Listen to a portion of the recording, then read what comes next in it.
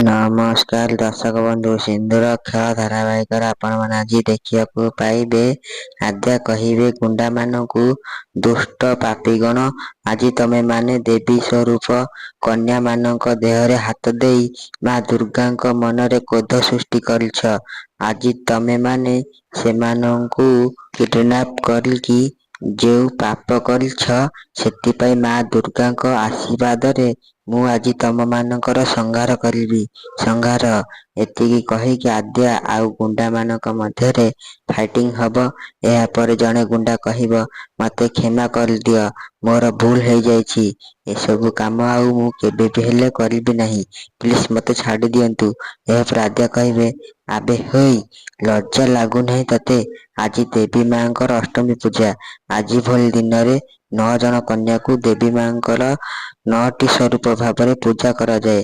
ଆଜି ଭଳିଆ ଦିନରେ କନ୍ୟାମାନଙ୍କ ପୂଜା କରିବା ଯୋଗ୍ୟ, କିନ୍ତୁ ତମେମାନେ